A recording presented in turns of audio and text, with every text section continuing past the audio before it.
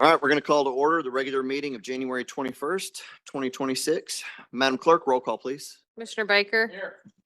Commissioner Beck. Here. Commissioner Chauncey. Here. Commissioner Eversol. Here. Commissioner Graham. Here. Commissioner Helton. Here. Dr. Highlander. Here. Dr. Mackey. Commissioner Sharp. Here. Commissioner Shipley. Here. Chairman Smith. Here. Our invocation and pledge by Commissioner Chauncey. Please rise. Thank you, Chairman. I'd like to invite our very own Commissioner Highlander to lead us in our invocation, and I'll do the pledge. Let's pray. Father in heaven, we thank you so much for all your blessings to us. We thank you that we can live in this free country. Lord, may we be more unified than we are now. May we work together. Thank you, Lord, for this commission, each person that's represented here, each district that's represented. Give us the wisdom to work for the people.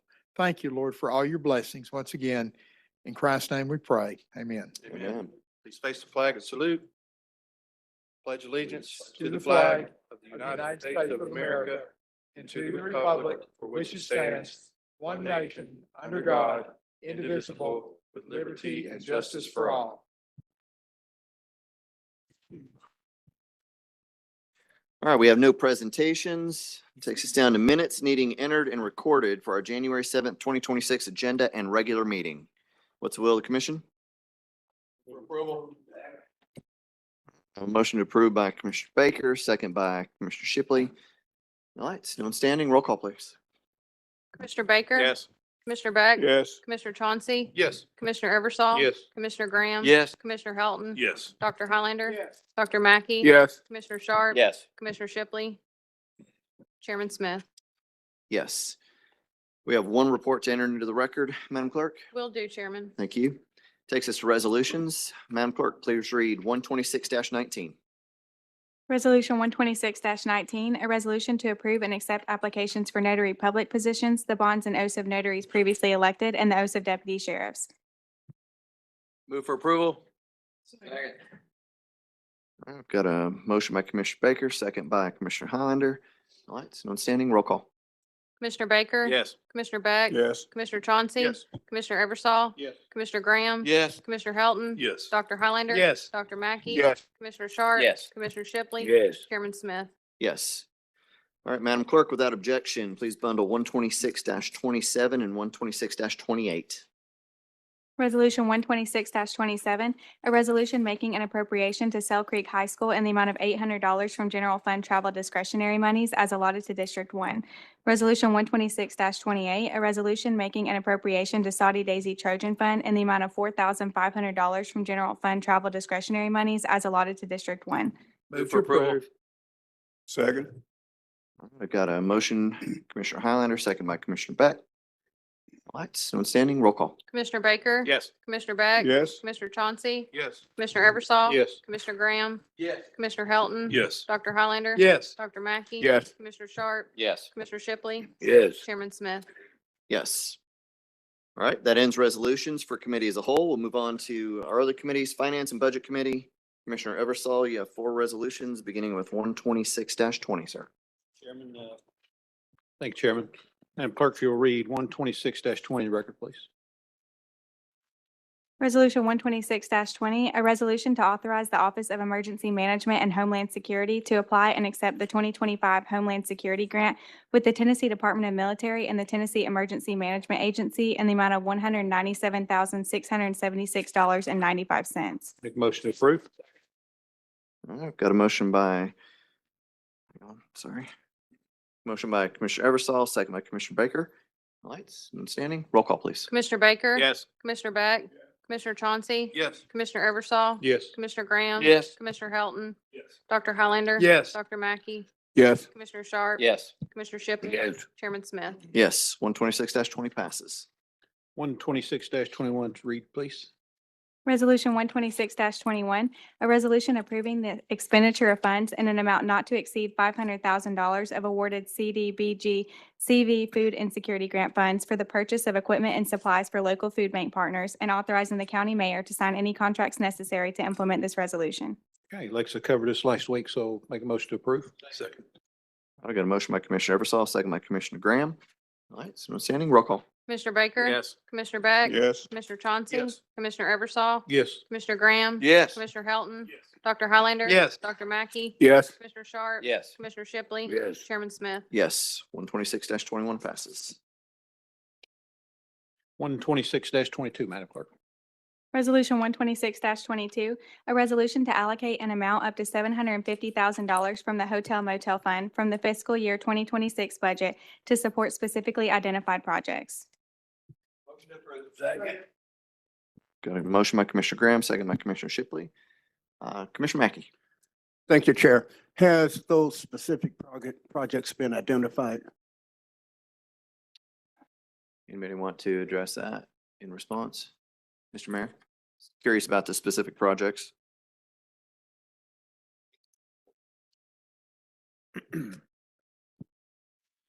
Commissioner Mackey, last week, we discussed this. I think there was another committee meeting ongoing. The resolution lists the three projects and one of them, I'm not sure if the airport is back here today. But we do have an esteemed airport board member who could speak to the one item. There's actually, the funds flow to the Chamber Foundation, but it's an air recruitment initiative. And then Emily Mack with the River City Company is here to talk about a downtown retail recruitment program in your district. And then the third project is a splash pad in Lookout Valley. Yes, sir. I do remember that now. Chairman, I'm good. Thank Yes, you. sir. All right. Commissioner Sharp? Yeah, thank you, Chairman. Did I miss this? Did you bundle these two or no? No. Okay, thank you. All right. Seeing no further lights? You good? Roll call. Commissioner Baker? Yes. Commissioner Beck? Yes. Commissioner Chauncey? Yes. Commissioner Eversol? Yes. Commissioner Graham? Yes. Commissioner Helton? Yes. Dr. Highlander? Yes. Dr. Mackey? Yes. Commissioner Sharp? Yes. Commissioner Shipley? Yes. Chairman Smith? Yes. 126-22 passes. Madam Clerk, 126-23, please. Resolution 126-23, a resolution approving the expenditure of funds in an amount not to exceed $350,000 for splash pad equipment at John A. Patton Community Center for the Hamilton County Parks and Recreation Department and authorizing the county mayor to sign any contracts necessary to implement this resolution. Second. All right. Got a motion by Commissioner Graham, second by Commissioner Shipley and Commissioner Sharp. Yeah, thank you, Chairman. I'm just curious, we're doing a lot of this. I mentioned I had a little concern about the hotel motel spending last week. But I'm curious, I'm trying to understand this, but I'm struggling to understand it. So I guess what I would say is I would be happy to support this resolution. I'm not sure that the funding source is the appropriate source of funding for this particular project. Is there a specific criteria for which you're following, that the county is following for using these dollars? One. Two, have we submitted our list to the comptroller's office from last year, and have we been granted approval on that entire list? So I guess those are my thoughts around this currently. I'll speak to the first part of it. Vonda is here on behalf of finance. She can speak to the second question about approval. State statute says that hotel motel funds have to be invested in tourism related expenses. And that has not been something that this commission or finance has had to contemplate until we began holding some hotel motel funds for appropriation to specific projects. And what we have prioritized thematically are opportunities where we are serving both the tourism interests of our community and the people who live in our community. And a good example of that would be the Harrison Ball Fields, where a couple years ago, this body approved significant upgrades in the range of $700,000. There's a lot of economic benefit. I think the leader of that league has shown up at commission and spoke to the leagues and tournaments that have used that investment and created economic activity. And then, stands to reason that local kids and communities are benefiting from that investment. That's certainly a passable tourism related expense. Lookout Valley is unique. And Commissioner Graham could speak to this more eloquently with more history than anybody, but it's unique in that it's landlocked, and Commissioner, you used to represent it, it too. And there are limited public assets there. A lot of the public activity is centered around John A. Patton. Part of what makes that exit, I suppose Vonda here in the second part of my question is also a Lookout Valley resident. She could speak to the unique qualities of Lookout Valley. But part of what we identified is currently the 18th hotel is under development in Lookout Valley. There's 17 hotels and motels today. And as I told y'all last week, if you add those 17 up, in the city and county, they generate $1.7 million of hotel motel revenue every year. And I think it's appropriate that in a modest form, this is a very specific form, but in a modest form for some of those funds to flow back to the people of Lookout Valley is appropriate. I have no doubt that the hotel motel owners in that community will be quick to tell families who come into their establishment that there's this public splash pad down the road. That was our thinking, but then it's something that I assume Joe Graham's grandkids would also partake in. So that's the thinking, is where we can. Certainly, some of these funds should be used for marketing expenses and the things that the county's traditionally funded. But what we've also tried to do is think creatively, as the city's been doing, by the way, for years. If you look at the city's allocation of their hotel motel funds, it flows into all sorts of different park investments, even into some community centers. And so we've just tried to be creative in how we deploy those funds for the betterment of our community. And I would even argue this investment through River City landing in Commissioner Mackey's district is an example of that. I think tourism here is much more interesting. If I were to put myself in the shoes of somebody who doesn't live here, but hears about Chattanooga, the more vibrant that retail is downtown, that would be something else that we think qualifies.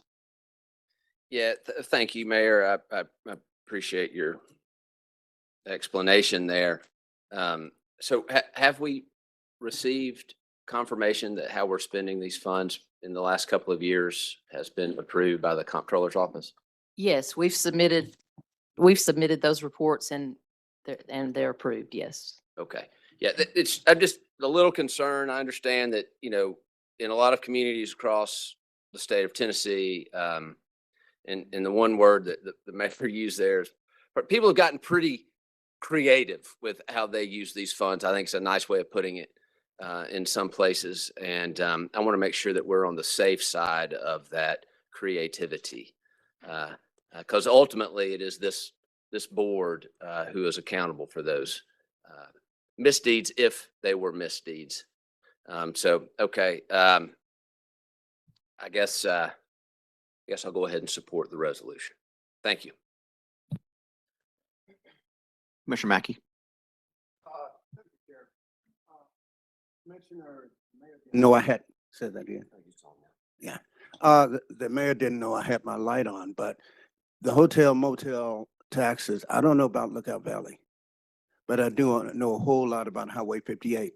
And the programs that we have run up on 58 have kept a lot of kids out of trouble. Commissioner Highlander now has a portion of the district I used to have, and he will also come to learn, if he doesn't know already, that the programs that we ran at Central and the programs we had at the Harrison Ball Field were phenomenal. And I would just simply encourage, and I can't speak for Commissioner Sharp, but these monies, they will pay huge dividends if for no other reason than it's going to keep kids out of trouble, keep them out of jail, stop that expense. And so I encourage you all to support it. Thank you, Chair. Thank you. Commissioner Hilton. Thank you, Chair. I had another committee meeting last week and I did not hear the discussion that Lookout Valley generates $1.7 million annually in hotel motel. That's an impressive number. And for a community that receives so little back from their contribution, I think it's a totally appropriate use. And what Commissioner Mackey said, we may get some tourists there, but if we keep the kids active, they don't have idle hands, they're going to be in a lot less trouble. And I think the whole community will benefit. Thank you. All right. Commissioner Highlander. Thank you, Chairman. And thank you for mentioning me, Dr. Mackey. I concur 100% with you about, I think Mr. Shipley, all of us know that these rec programs do keep kids active and and out of trouble. And I have been a supporter of Harrison and Snow Hill Rec and Ooltewah as well over in the Commissioner Eversall's district for at least 25, 35 years. So, and I'm very appreciative. I supported teams before I came on the commission. So, but I would agree with you 100%. All we can do for them is positive. Thank you. Commissioner Shipley? Just like to add to Commissioner Mackey's, anytime we're investing in children, we are doing the right thing. We're keeping them out of trouble. I'd like to see a bunch of kids on the ball field standing on the corner figuring out what they're going to do wrong. And we keep them on ball fields and ballparks.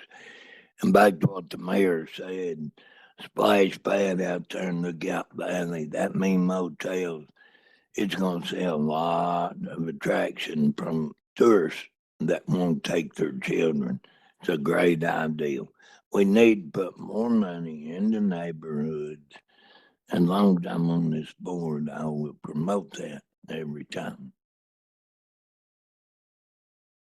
All right, thank you, sir.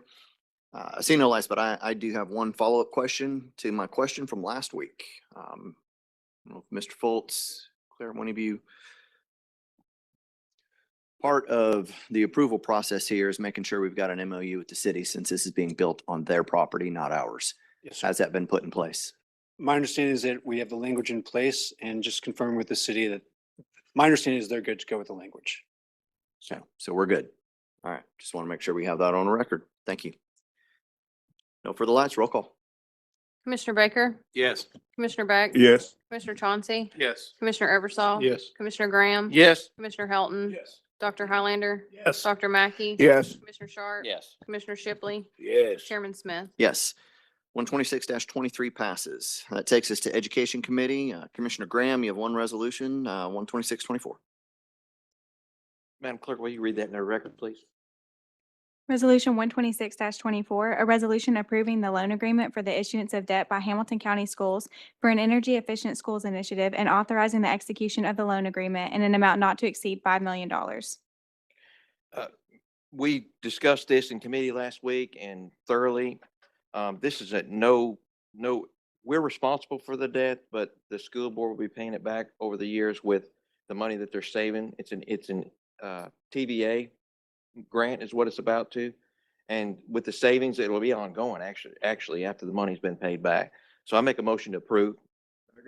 All right, I've got a motion to approve. Commissioner Graham, second by Commissioner Beck. No lights, roll call, please. Commissioner Baker. Yes. Commissioner Beck. Yes. Commissioner Chauncey. Yes. Commissioner Eversol. Yes. Commissioner Graham. Yes. Commissioner Helton. Yes. Dr. Highlander. Yes. Dr. Mackey. Yes. Commissioner Sharp. Yes. Commissioner Shipley.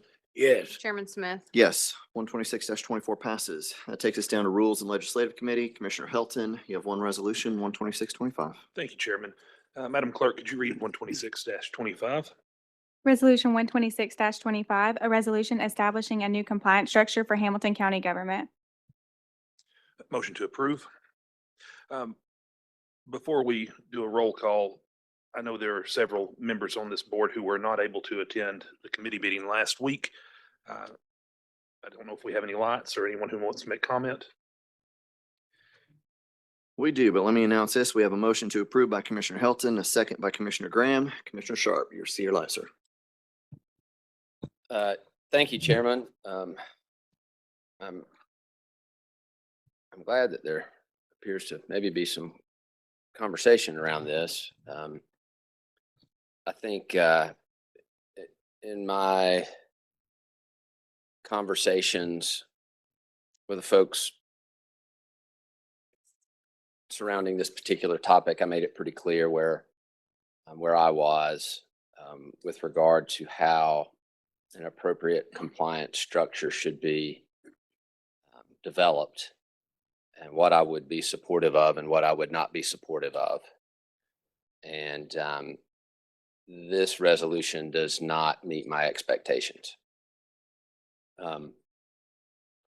As chair of the original compliance committee, frankly, it is with deep disappointment that I must decline to support this resolution as it currently is. The United States sentencing guidelines and the latest September 2024 guidance from the Department of Justice set out specific requirements for a compliance program. Sadly, nothing in this resolution reflects those requirements. This resolution creates yet another position under the mayor, which only serves to expand executive authority, not only at the expense of this legislative body, but I fear at some point to our collective and possibly individual detriment. At substantial and unnecessary costs to us and our constituents. I could accept the cost of this resolution, which, for the record, I'm not clear exactly what that is just yet, if it set forth a structure designed to enhance oversight and accountability, which is the role of this body, and actual compliance, independence. For example, if it were set up like the audit committee, which is independent, not overseen by the mayor, and ensures the auditor's independence, because the auditor can only be removed with the approval of the audit committee, which, but for one commissioner, is comprised of community experts. There's no reason we could not have a similar structure for compliance. Although the list of deficiencies is extensive, I'll highlight some of the key problems. The first is the fact that while other resolutions are developed in the public light, this resolution was drawn in some back room that I was not present for. This is a rather curious and inappropriate method for drafting a resolution about establishing an office to create meaningful accountability and legal compliance. The fact that the compliance officer will report to the county attorney is alarming because it virtually assures undue pressures. And the fact that some small subset of this board will periodically meet with that compliance officer, or that the committee may invite community experts to the table for advice, does not make me feel any better, given that the process of selecting those community experts, like everything else in this resolution, is controlled by a small insular group from the executive branch. At one time, this county understood the importance of having a county attorney who was able to operate with at least some measure of independence. And therefore, the attorney was on contract. But in 2024, this Board of Commissioners decided that the county attorney should be an employee.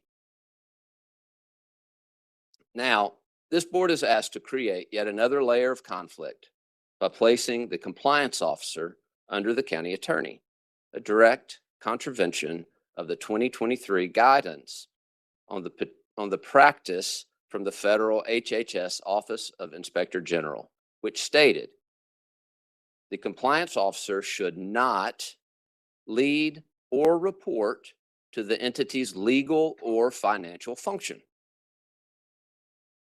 The compliance work group, made up of the COO, CFO, and key administrators, the very positions that head the department's staff, policies, and procedures, an effective compliance program would assess, investigate, and report on, presents another glaring and wholly inappropriate conflict of interest, and is also specifically warned against by HHS Office of Inspector General. Risk management being moved under HR demonstrates a stark lack of compliance understanding, since risk management is a key component of compliance. and integral to identifying and managing compliance risk. DOJ's 2024 guidance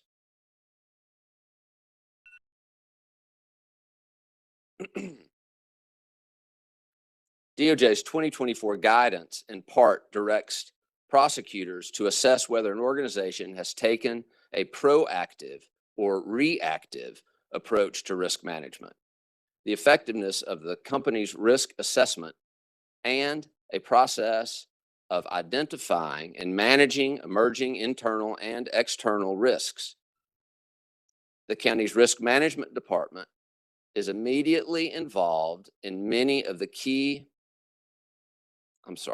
intimately involved in many of the key areas that are ripe for noncompliance, such as OJI claims, evaluations, processing, and payment. The oversight of our compliance with ADA. 5, the lack of budget and staffing for this office virtually ensures that it will be little more than expensive, performative window dressing, despite the directive from DOJ that, quote, prosecutors are instructed to probe specifically whether the compliance program is a, quote, paper program, and prosecutors should determine whether the organization has provided for staff sufficient to audit, document, analyze, utilize the results of the organization's compliance efforts. Other than a compliance officer, no staff are identified to carry out the multitude of functions that will be necessary for an effective compliance program, such as auditing, investigating, documenting, utilizing the captured information. Creating such a position without the necessary support staff ensures that once again, the county can scapegoat an employee for the decisions of elected officials and their political appointees. All in all, I cannot support a resolution that fails to genuinely address Hamilton County's complex compliance issues, creates another budgetary fund to be abused, and is swimming in conflicts, which are themselves clear violations of good compliance principles. I would prefer to do nothing than knowingly burn taxpayer dollars for what amounts to little more than the illusion of compliance. Chairman, thank you for your time. Those are my thoughts, and I will be voting no on this resolution. Thank you, sir. Commissioner Eversole. Yeah, thank you, Chairman. Chair, to ask the county attorney some questions. County Attorney Barnell, this resolution goes back to something that when I was chair, we had asked that Baker Donaldson do a deep dive study of our current compliance program as a county. Is that correct? Yes. Okay. So this is where this resolution is this was the birth of this resolution, is the Baker Donaldson report. Yes, it's this report here, which makes certain recommendations, which I'd say 95% of are reflected in this resolution. Okay. The Baker Donaldson recommended that we create a compliance division, and that compliance division falls under the county attorney, not the executive branch or not even the legislative branch. Was that correct? That's correct. Okay. And when you say 95%, because I was reading through the resolution again, and how many positions is this adding to your office now that if this is approved, adds to compliance? How many positions is it adding? We will hire the compliance officer position, and then the HIPAA privacy officer, Angela Duncan, will come over to our office. She's from risk management. Okay, so we're only going to hire one person. Yes. Okay. And how will that, so they'll work completely out of the county attorney's office? Yes. What do you see as the role of the compliance group in your office? So, well, I think primarily to begin with, The priority is assessing where the county is in terms of compliance now. And when risk management was brought under Chief Roddy, who unfortunately isn't here, he and I went ahead and worked with Ms. Duncan and have been working with Ms. Duncan for months on our HIPAA policies, on our subpoenas, how we respond to records requests, things like that. And so we already got the jump on that, suspecting that this is exactly how my office would function. And then after that, we will begin to handle and then envelop in our office certain things like ADA compliance. Again, I mentioned records requests. We handle a lot of those and how we're compliant in that. I know there's going to be a lot of ADA changes in the coming months with regard to government websites. Brooke and I have been discussing that, and so that will come under my office as well. So basically you will have to, your office will be looking out for the welfare of the county as a whole, including all divisions of the county, to make sure that 100%. we're legally compliant Yes, under the state and federal law, because we're an extension of state government. So under the state and federal law. yes. This says it becomes effective immediately once upon voted on, right? Yes. If it's passed. Where's the money coming from that if we're going to hire a compliance officer, is that money coming, where's it coming from, Vonda? Yes, we had a few different places, but we had budgeted for 2 positions related to compliance. So, of course, those positions will be used for this. And then there's been a position that's not going to be filled that will from another place that will help fund this. So basically there's not any additional needs that then were already budgeted. Okay, so it's not going to add to the budget for this year. That's correct. Yes, it's a little bit less, but very close. Okay. Yes. But Ms. Varno, last question. Passing this resolution, does it get us going in the right direction in your opinion? Absolutely. No further question. All right, thank you, sir. Commissioner Shipley? Yeah, the best I remember, we spent quite a bit of money to get this opinion. And the opinion has come back in the paper that Attorney Barnell. I ain't gonna say too much, but I find it a little bit irritating, some of the language used that Ms. Barnell's office, under this order, could be weaponizing and giving her authority to mistreat. I do not think she would ever do that. That was wrong. That should never been said. If the attorney we hired said this is the way we need to go, there should be no question. Do we have a motion yet? We have a motion and a second, but we have conversation ongoing. All right, I'm done. Commissioner Highlander? Thank you, Chairman.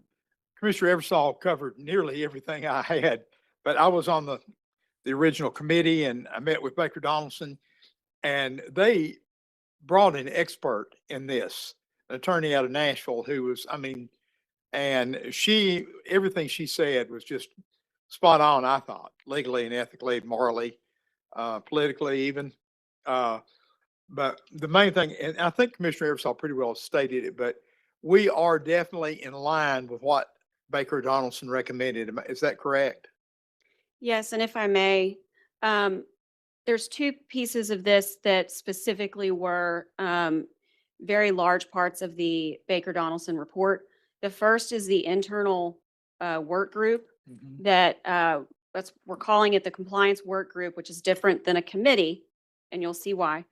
That's going to be made up of administrators of the county, and the compliance officer will be a function of that. I will be a function of that, the CFO and the chief operating officer, as well as other administrators, so that the compliance officer can then report his or her findings of where we stand in our compliance to the administrators of the county. And we can begin to implement those findings throughout the county. And then the second piece is the compliance committee of the commission. And that's where the commission comes in when it comes to this compliance structure. The compliance officer will report any compliance issues to the commission. And that person will have free access at any time, with or without me, to the commission. And that is 100% laid out in the Baker Donaldson report. It will be 100% laid out in any office policies of mine. And that was very important to me when I discussed that with Baker Donaldson. Thank you, ma'am. That open access is very important to me too. Thank you very much. Thank you, Chairman. Sure. Commissioner Mackey? Thank you, Chairman. Chairman, I too was on that committee, and I heard some comments made, and it causes me some alarm. May I ask the attorney a question? Is there an urgency to pass this tonight? Can we delay it a week or two? Because I heard some things that made me uncomfortable to go ahead and support it, because as this commissioner said, it goes into effect right away. And before we take that action, I want to make sure that I'm doing the right thing. To answer your question, sir, the only thing that we are ready to go on right now is moving Angela Duncan into my office. And I will say she's very excited about that. But the second this is approved, should it be approved by this commission, we will begin the process of hiring the compliance officer, which we think is the first step. And that's not necessarily, that doesn't have to happen tomorrow, to answer your question. So if this commission delayed voting for a week or two, it wouldn't impact what you're doing? Not necessarily, because compliance has been on the forefront since I took over. Chairman, with that said, I want to make a motion that we delay 2 weeks, because there were some alarming things being said, and I want to make sure that whatever I vote on, I'm doing the right thing. Second.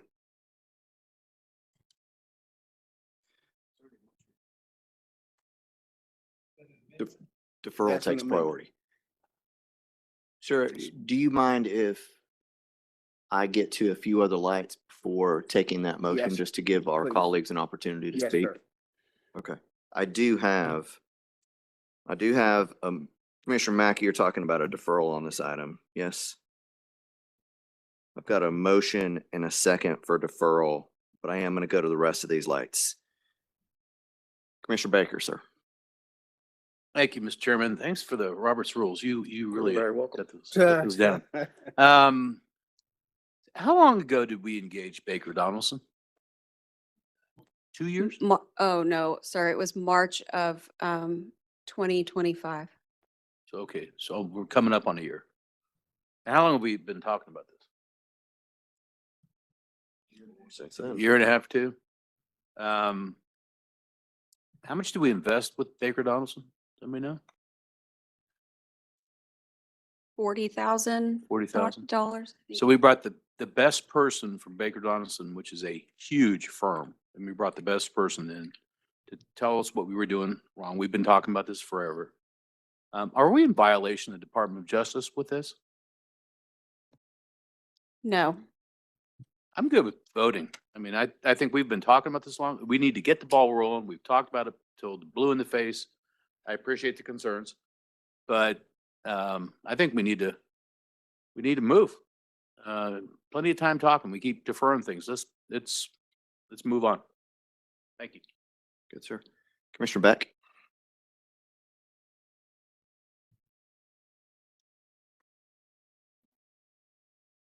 Or something else. Okay. Okay. Yeah. Commissioner Sharp, back to you, sir.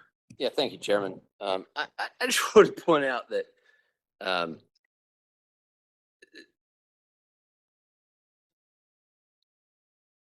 my comments are not personal comments. And if somebody takes offense to comments about structure and policy and procedure, let's remember that the names and faces that are in all of these seats in this room are only here for a little while.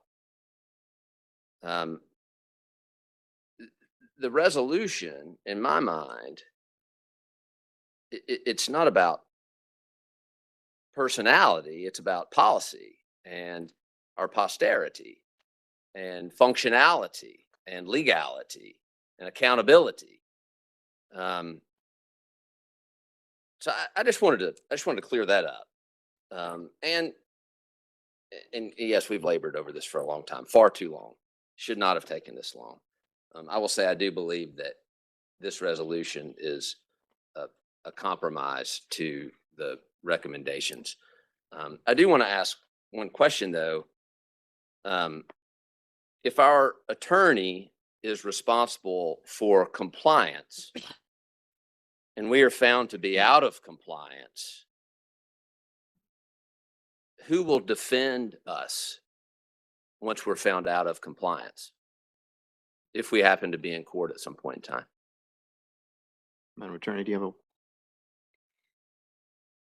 We would handle any situation that may arise as we do every single case and how the rules of ethics require me to handle them, which is assessing whether there's a conflict of interest. But I can't sit here and tell you that we will always have a conflict or we won't have a conflict. It requires a case-by-case analysis.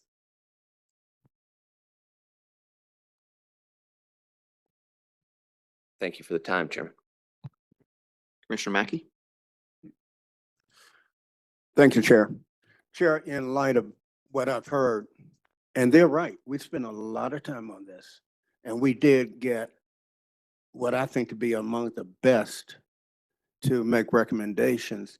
And as I hear the attorney speak, she has followed the recommendations of that firm. So having said that, Chairman, I'm going to withdraw my motion.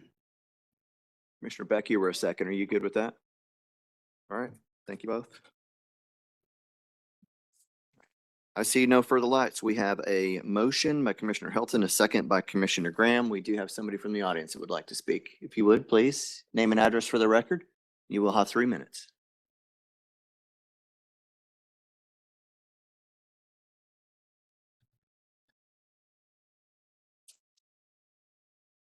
Evening, Commissioners, and thank you for an opportunity to speak tonight. I reviewed the proposed resolution 12625 and was struck by some concerning points. In the first section on compliance officer position, a compliance officer position is created, but where is the job description? What is the county's policy or procedure for drafting a job description? The county previously paid, which I just found out the amount, a $40,000 fee to Baker Donaldson Law Firm. Why did they not assist the county in establishing a job description? If this county attorney and commission had to seek outside legal help to understand their compliance responsibilities, is there even anyone in the county qualified to draft such a job description?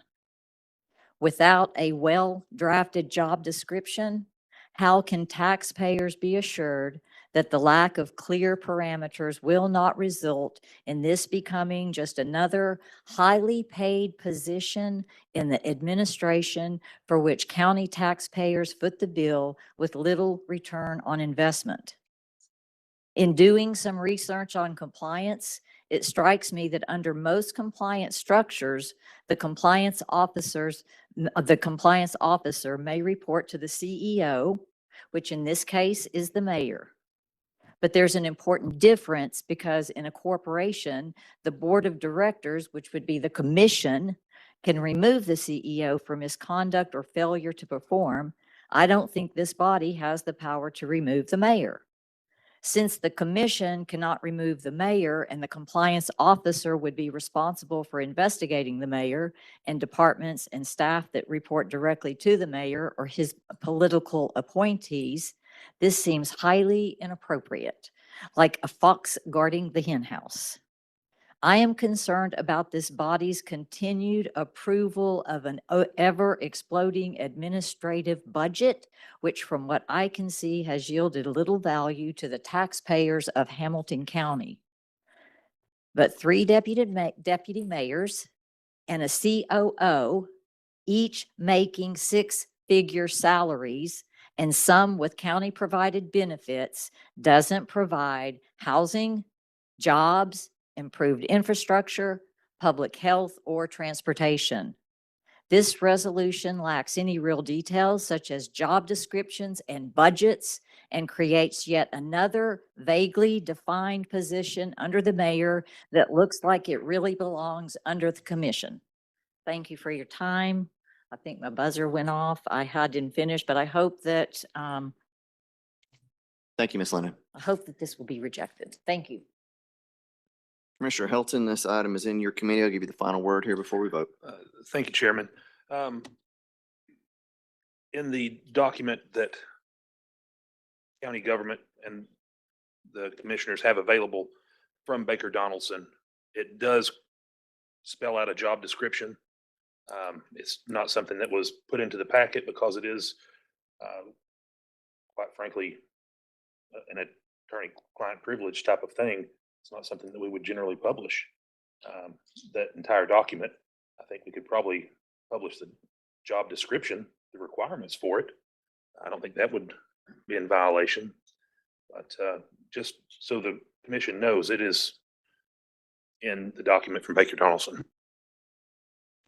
Ms. Varnell, do you have anything to add to that?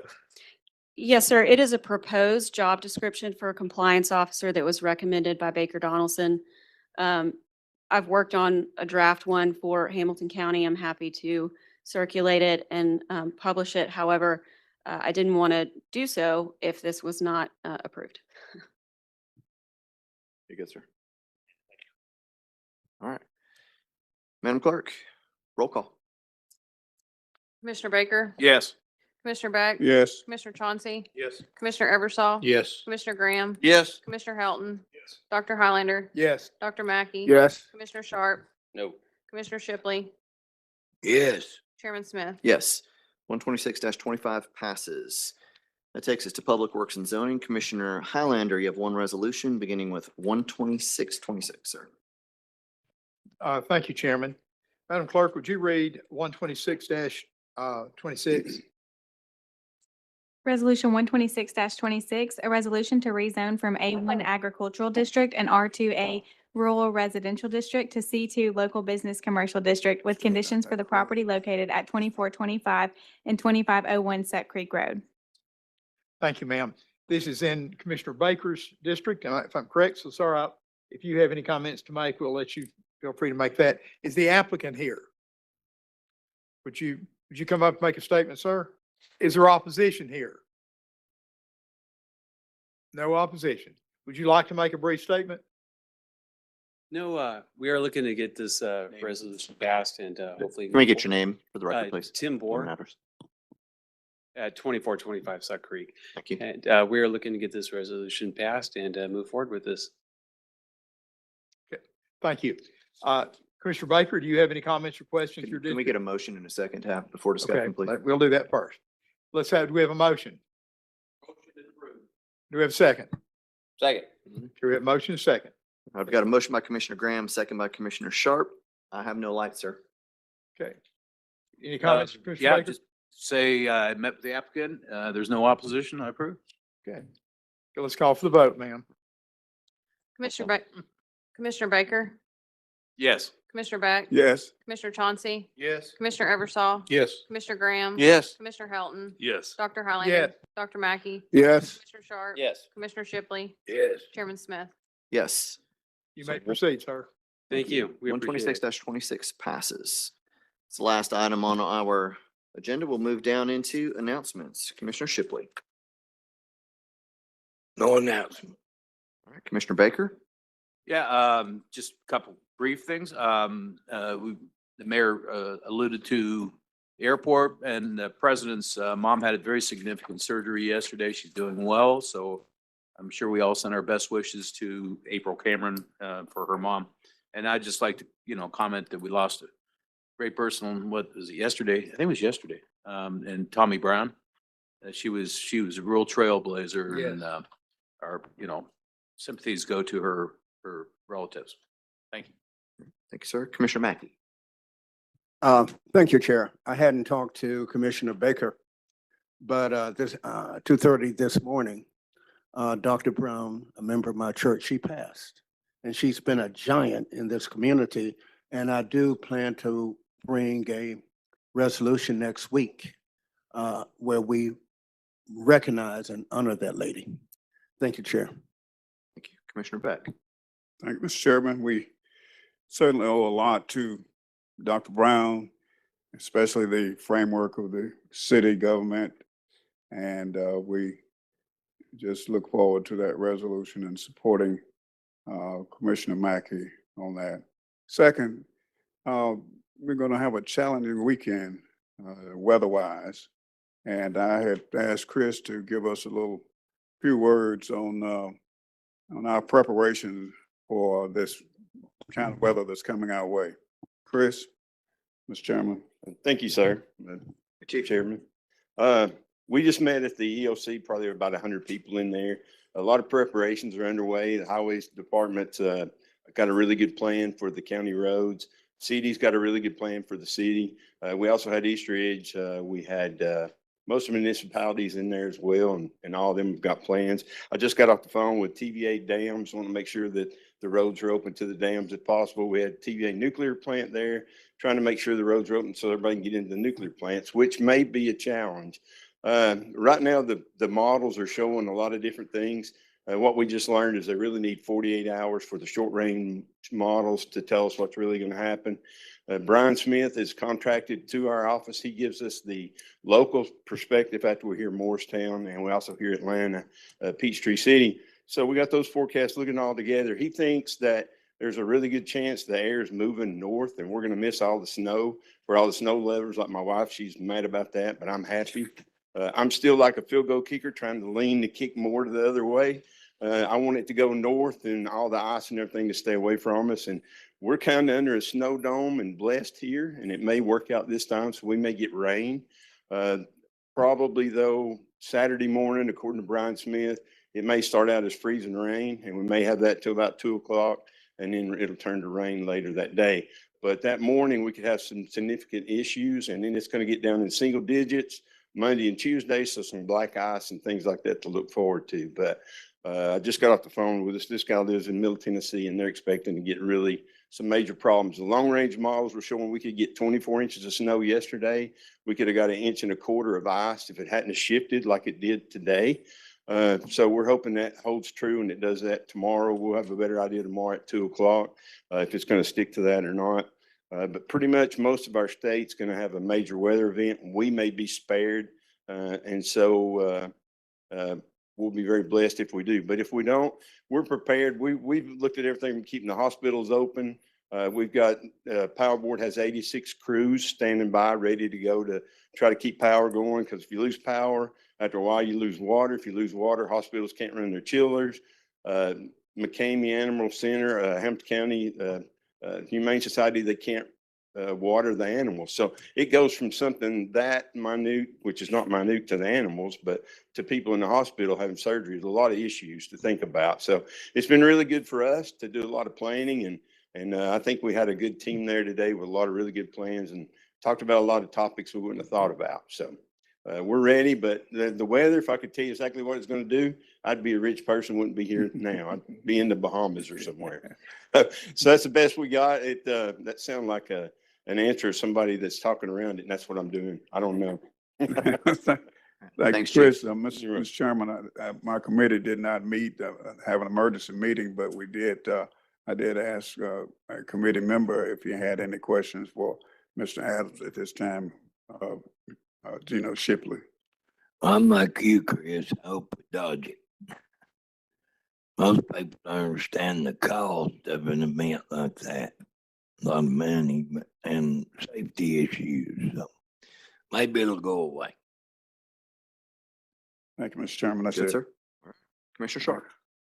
Thank you, Chairman. Thank you, Dr. Mackey, for preparing that resolution for Dr. Brown. I look forward to supporting that and hearing the resolution read aloud. Madam Clerk, I have emailed you a copy of the DOJ sentencing guidelines for the record to attach that. We'll get that filed. Thank you. I have no announcements, Chairman. I am curious though. I wanted to ask this last week and it escaped me. But I read in the newspaper that there was some talk about backing off of the Hilltop Road Extension project, and I'm curious as to where we stand on that. Hadn't heard. Todd, anybody? Nathan?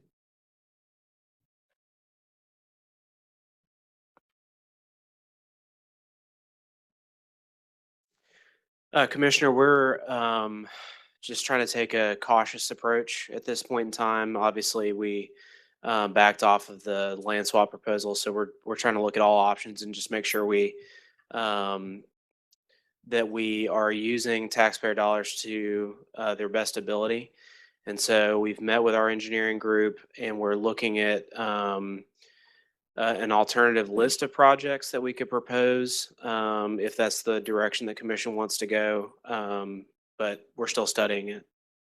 Okay, so are you saying that it's on the table that maybe we back off the project altogether? Because we voted on that resolution for the contract. So that'll need to come back to this body. Absolutely. If we want to do anything different. Absolutely. I mean, I think our intent is to give optionality to the commission on how we move forward. Okay. Have you discussed this matter with our attorney's office? I have not specifically discussed it with them. We did speak to the consultant, and they're willing to be flexible with us. However, commission decides they want to move forward. Okay. If I may, I'd ask that you do that. Okay. Thank No you. problem. Thank you, Chairman. I appreciate the time. Sure. Commissioner Helton? Thank you, Chairman. This Saturday at 1067 Graysville Road at 9 a.m., the Friends of Appleton and East Brainerd are going to have our monthly meeting, weather permitting. If not, we'll move it to the same location 1 week out, 1 week past. This week, our speaker is Janice Robertson with a snack pack program. She's going to talk about all the good work that they do. Commissioner Chauncey? Commissioner Highlander? Thank you, Chairman. I'm like Chris. I'm hoping and praying that that shift does not come back south again, Chris. I do appreciate very much Chris and Brandon Maraca and the Highway Department, APB. They do a great job. For someone that lives on a 1,850-foot driveway that I had 41 trees down when we had the 1993, and we were without power for 10 days. So I hope we don't get anything like that again. I do say a little wisdom from my father who grew up in the mountains. And he said the most dangerous thing when you have ice and snow is not the weather, it's the drivers. You need to be very cautious and very slow about what you do and be very careful. I will say, in conjunction with what Commissioner Sharp said a minute ago, a lot of my constituents and those, I think also Mr. Eversole, are very concerned about the outlet. The city of Chattanooga approved several hundred apartments on Hilltop, and there's already a traffic quagmire. There are wrecks all the time on Snow Hill and Hunter, dangerous roads. And we really need something at Hilltop, and I've advocated, and I hear there may be a possibility of an exit 13 on the interstate, which would be great if we could talk them into that.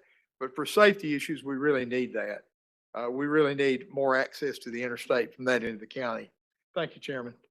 Thank you, sir. Commissioner Eversole? Thank you, Chairman. I want to thank the mayor yesterday inviting us to tour with Bess T. Shepherd.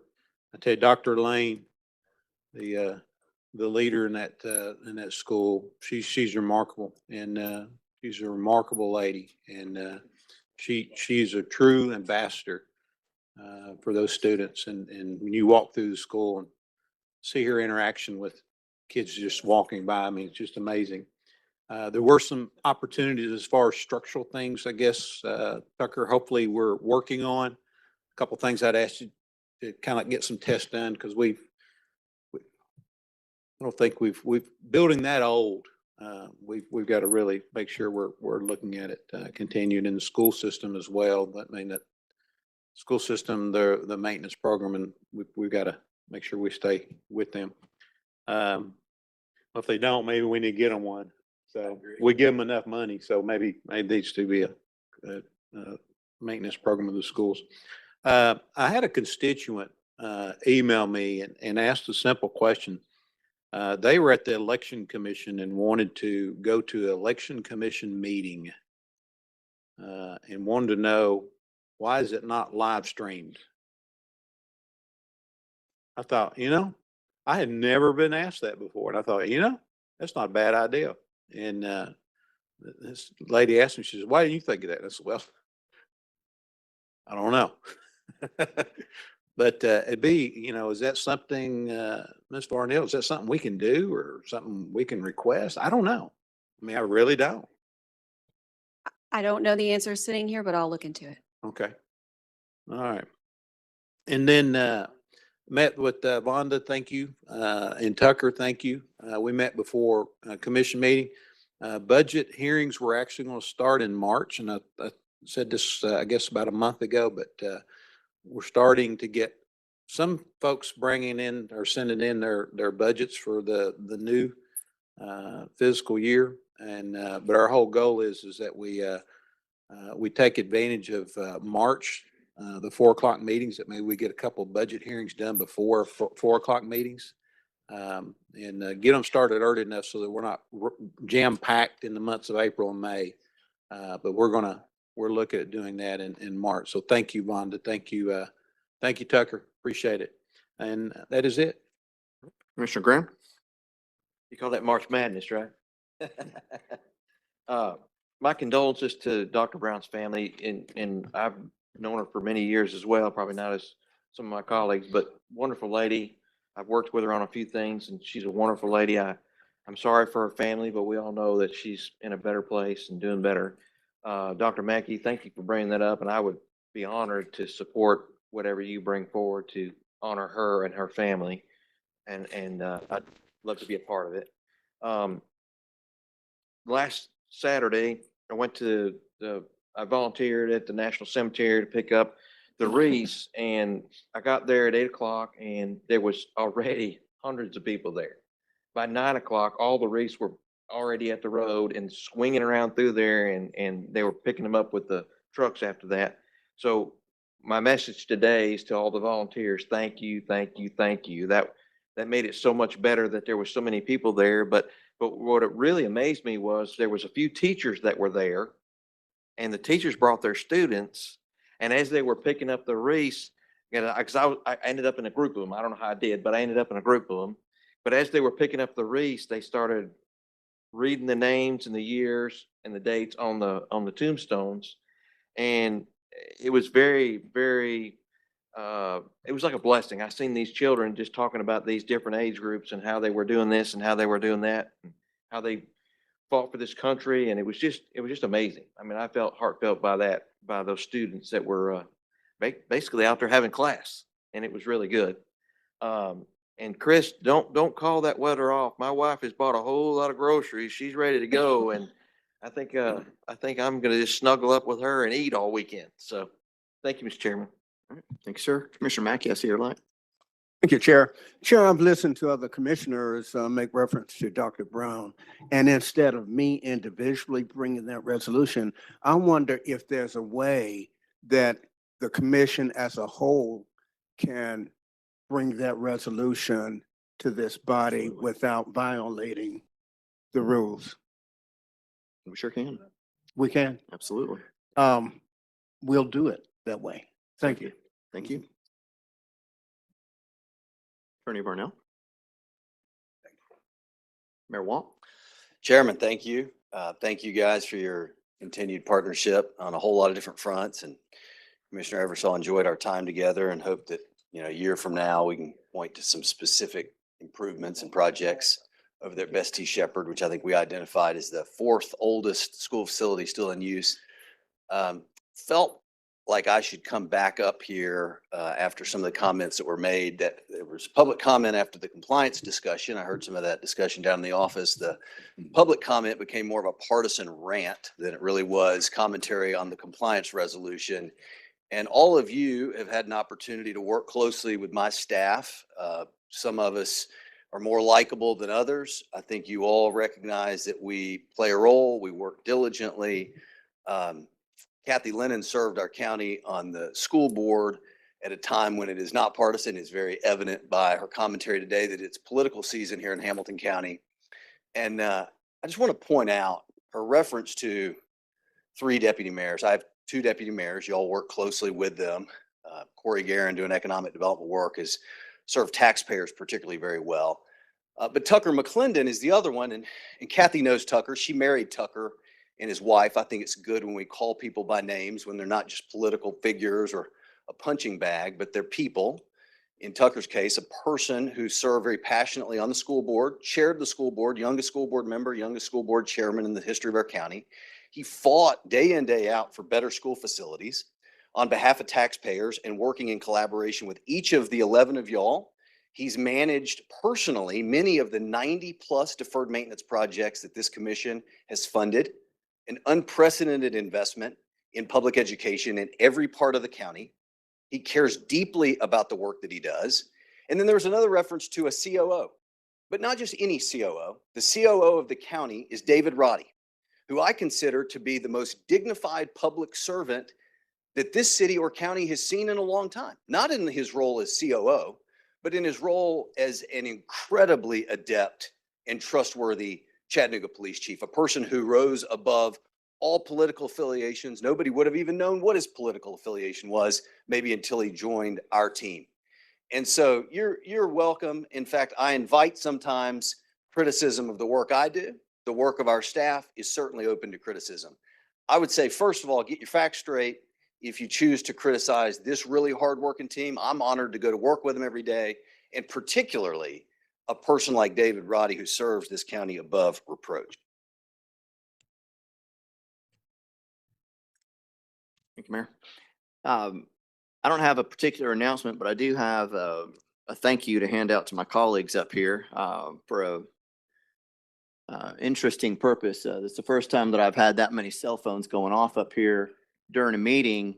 And why normally it's irritating tonight, I actually appreciate it, because it's to honor my former colleague and good friend of mine who is here tonight, former Councilman Anthony Byrd, whose phone went off every single time I was chairing a meeting over at the city council.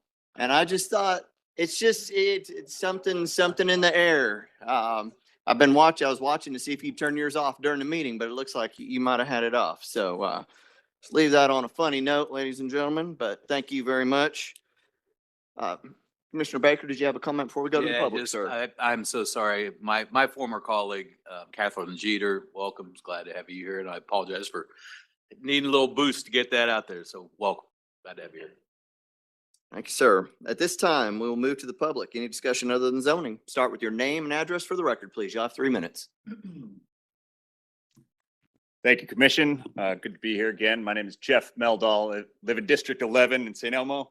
I'm the president of the Labor Council of Chattanooga and the greater Chattanooga area. I wanted to follow up on comments I made last week about the proposed Jailhouse Studios project and just sort of condense the position. I think a lot of us have, anytime that there's a dispensation of public assets, the things that we local workers are looking for, that we'd love to see raised when these discussions happen.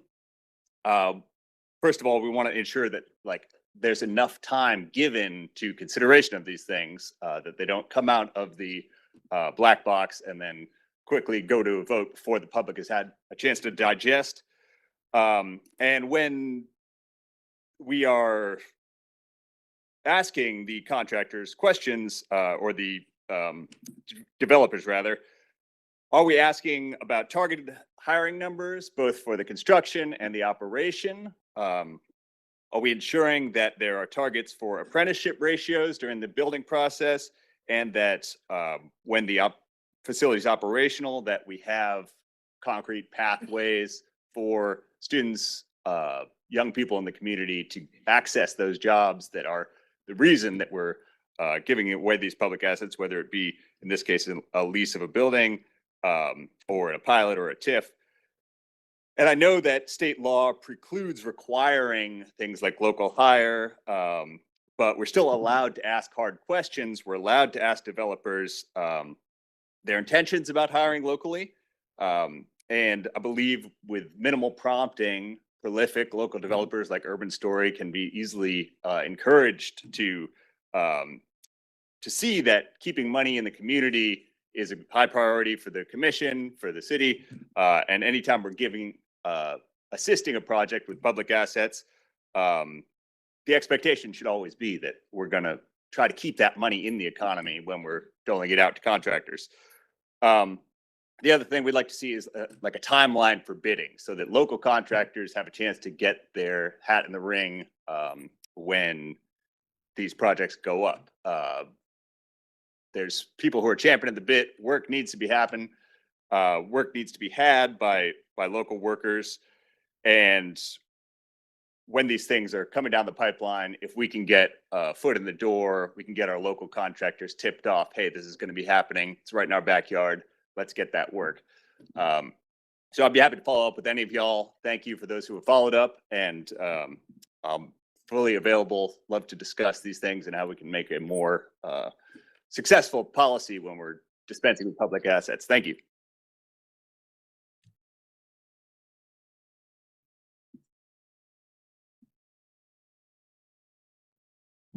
Katie Campassi, District 6, North Shore. Hello, County Commissioners. I'm a local theater and film professional who lives right across the river. I have my BA in theater from Oglethorpe University in Atlanta, and I have worked in the entertainment industry for over a decade in a variety of jobs such as acting, directing, teaching, hair, makeup, and wardrobe. I've worked professionally in Chattanooga, Nashville, Atlanta, and I've also toured the Southeast and the Midwest, 14 states as a performer. So today I have some questions about the proposed Jailhouse Studios. I watched the January 7th presentation from Urban Story Ventures and read several news articles about the project.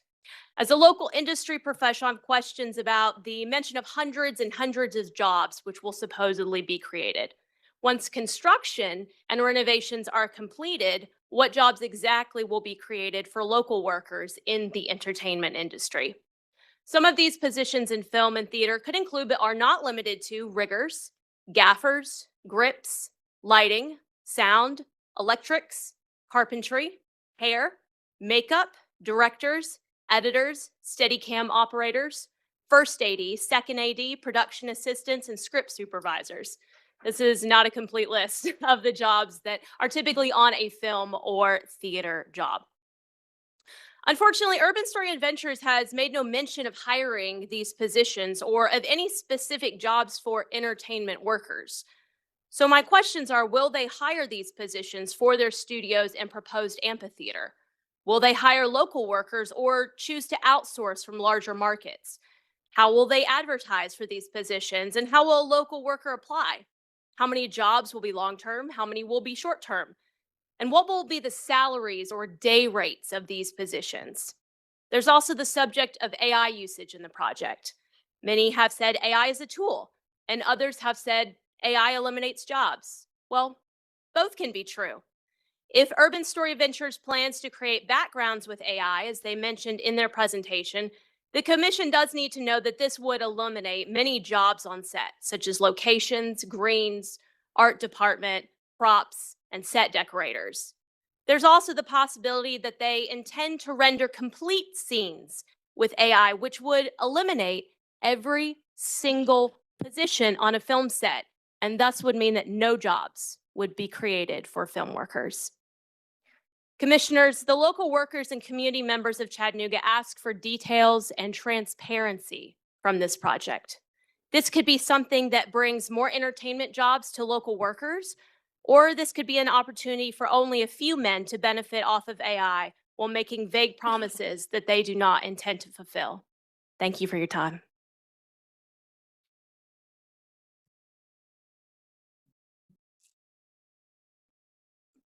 Good afternoon, Commissioners. Josh Branham, Governmental Affairs Director from Greater Chattanooga Realtors, 2963 Amnacoa Highway. I bring greetings from our 2026 Governmental Affairs Chair, James Myers.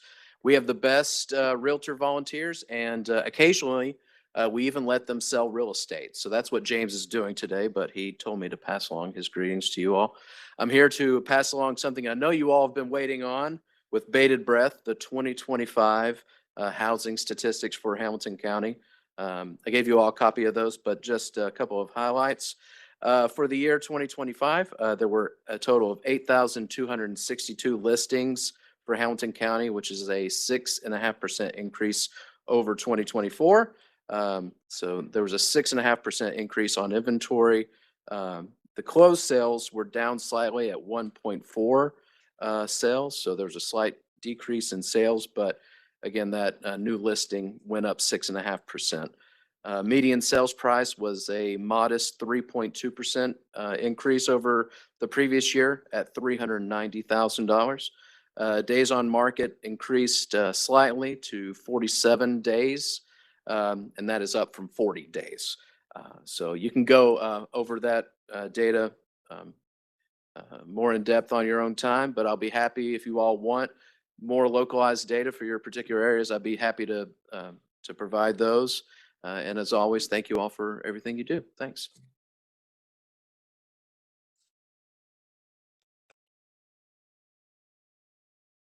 Arthur Shipley, 3109 Gold Point Circle South in Hickson.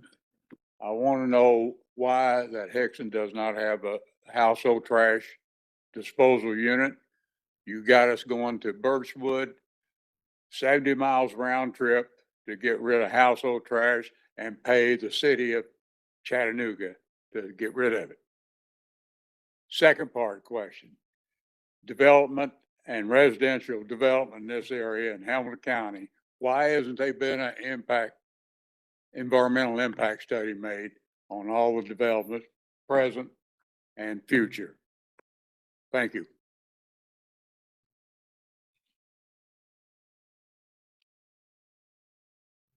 Jeff Vandergriff, 5614B Pearl Street, Ottawa, 37363. I was born in this county a long time ago, May of 1961. I was raised in Hickson, went to all the Hickson schools. My father was a businessman. We eventually got him elected to this body right here. So I know someone about this body because he would use my ear to make suggestions and whatnot. But here's why I'm here. I'm here because I was assaulted and battered by a Chattanooga police officer, and it'll get to the county here in a minute. One of the first things I did after this assault was I texted the Hamilton County DA, Coty Wamp, no response. I went to their office several times, got no help. I've been down several roads, but here's how the county's involved. On this police assault the following Monday, I was trying to pay my rent at this apartment complex, and I was arrested for trespassing. And this officer who assaulted me is the one that was behind it. So anyway, I got summoned to court, and I appeared in Lila Statham's courtroom. The first appearance I made was back in March, and I showed up of my own volition. I can use the big words too. Of course, I know if you failure to appear, you don't want to do that. So anyway, the officer conveniently did not show up, so she passed it to May. So I showed up again in May of my own volition, and my name was called to the docket, and I was immediately called up there, and she had one of her bailiffs handcuff me and put me in this box in her courtroom. I stayed there all day. To go to the bathroom, I got the bailiff escorted me downstairs in the jail to the bathroom. I couldn't go out in the general quarters to the bathroom. Did not get lunch. So at the end of the day, I was taken downstairs. I was transported to the Hamilton County Jail. My ankles were put in shackles. I had a chain put around me and shackled like it's right here. I'm not a felon.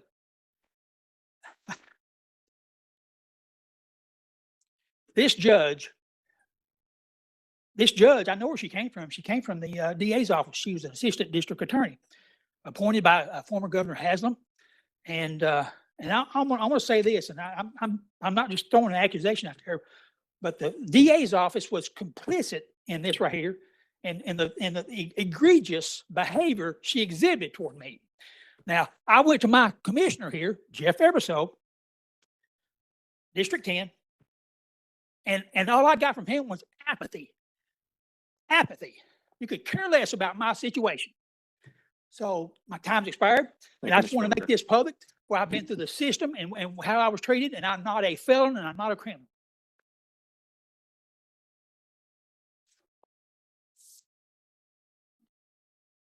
All right, seeing nobody else who would like to comment, and there's no other business, we will be in recess until January 28th at 4 p.m.